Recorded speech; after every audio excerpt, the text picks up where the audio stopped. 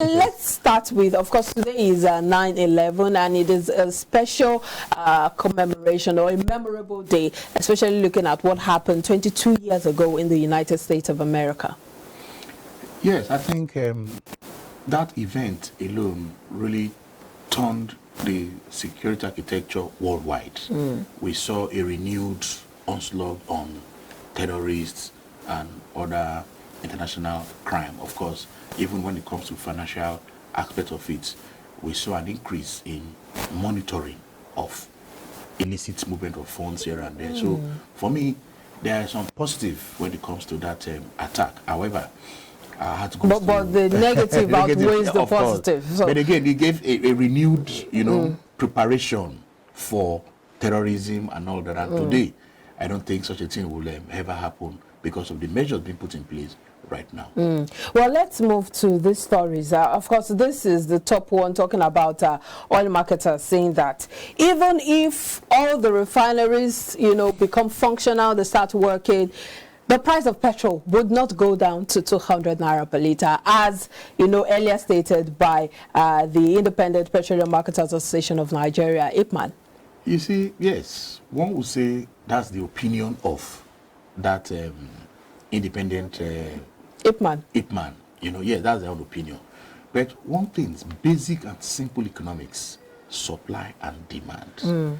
If we have enough supplies, then of course the product can go round. Then the price will be stable.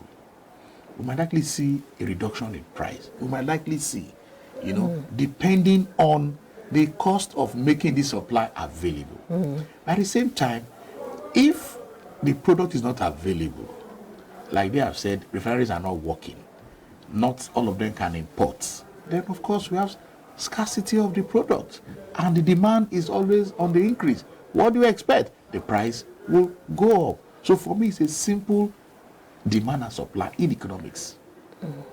However, this is a product that we all consume in the country, and whether we like it or not, government has regulators that are looking at the oil and gas industry. Of course, the PIA, that's the Petroleum Industry Act, will tell us that yes, deregulation. But as far as we are concerned, you can never have 100% deregulation. There is still government, control here and there. But the act is saying allow market forces to determine the price. So yes, with our refineries functional, I see a stability in the price. Yes, I might agree with them. It might not come down to that 200 naira per litre, but at least we'll see some stability in the price of this one important product we all consume. Because one would wonder, in economics we deal with figures, and there has to be, show the formula. How did you arrive at the 200 naira? I agree with you. They just, came up with that figure, and one would wonder how they arrived at it. But let's also talk about the scarcity of dollars, which of course has made it difficult for importers of these products to bring in the products, and of course that's leading to the hike in price and the scarcity. What do we expect? We don't export so much, so it's difficult. We don't have dollar earnings. So, and these importers or these marketers want to get this product, they need to access forex. And if there is no forex, then only the few who can afford it, because they cannot go to the parallel market to source this forex and import their product. If they do that, of course, the price will continue to go up.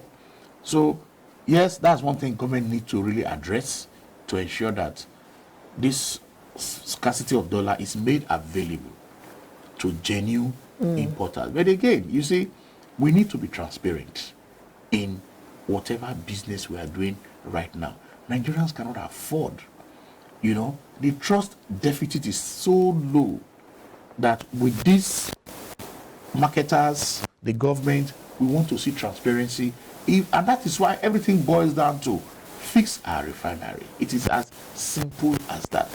Fix our, and thank God this government have said, is it December? Port Harcourt refinery is going to be functional. We are waiting to see. But you know, there have been diverse analyses on this matter of fixing the refineries. Yes. Some people would say these refineries aren't even fixable, that they should be sold off instead and or maybe privatized. We know that the privatization is one word that comes with a lot of skepticism in different quarters. Yes, it's a very simple thing. If you have an asset and they are not working, and there are private individuals who can manage that asset better than you, why not sell it to them or consign this thing to them so that you have an agreement, operates this refinery, this is what government wants to get, and this is what you know, so there could be an agreement, because you cannot continue to have workers in those refineries and 1 liter of fuel we're not even seeing, and people maintain workers, maintain all turnaround maintenance. We have seen that for too long. Funds. So, and my own problem is for Nigerian engineers, petroleum Nigerian engineers, tell us, are these refineries, can they still work? If they can, what's the total capacity? We're not saying give us 100% capacity. Even if we have as little as even 50-60% capacity. That's even huge. Yes, we started somewhere. But if again it's not possible, then I think the last option should be privatize these refineries, sell them to individuals who have that technical core skill to run it and make their own profit, because it's a national embarrassment. And indeed, the privatization has to be done with due diligence, so we don't fall back to what happened in the power sector. But let's move on because of time.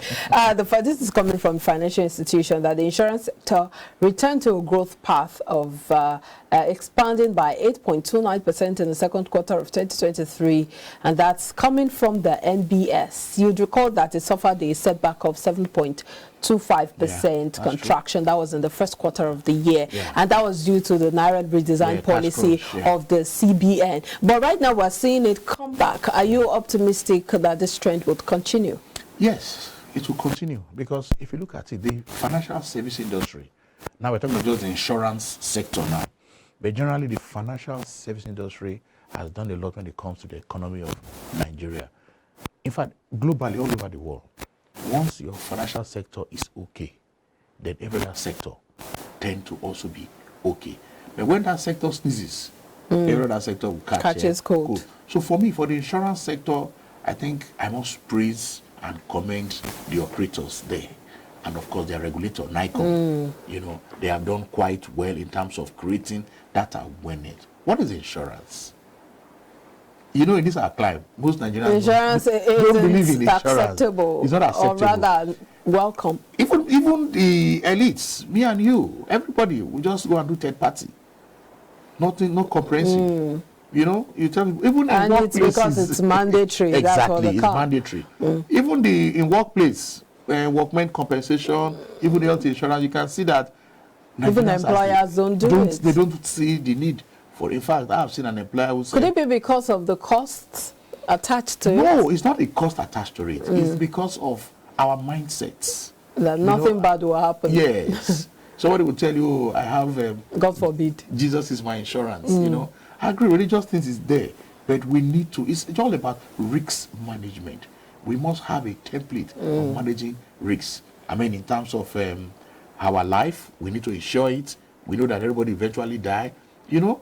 So we need to ensure for so many uncertainties in the economy. So, and for NICOM has done quite a lot in trying to educate, create that awareness, and we are seeing so many persons get, especially it's health insurance. People are getting involved, and that's why we are seeing the contribution of this sector to the financial service industry. We're seeing a whopping over 8%. Of course, in the first quarter, we saw that contraction due to the Naira policy of the CBN. But I think this expansion will continue. And my advice for the operators is they should continue to operate ethically. And at the same time, for the regulator, NICOM, they should intensify their regulatory framework and ensure that proper and fit persons are made to operate in this industry, as the insurance sector. So I'm wondering what the growth is, you know, attached to, since we don't really have the buy-in of Nigerians yet. Yeah, that's what I've been saying. The awareness is gradually coming. People are now aware that insurance is something they need to do, especially health insurance. Okay. Yes, and we have seen an increase in the enrollment in that health insurance. And of course, well, with our labor laws too, the government is trying to say, yes, workmen, group life insurance. We have seen an increase in that aspect. So all this is making these figures we are seeing from MBS jacking up and trying to tell us that, yes, the insurance sector has come to be.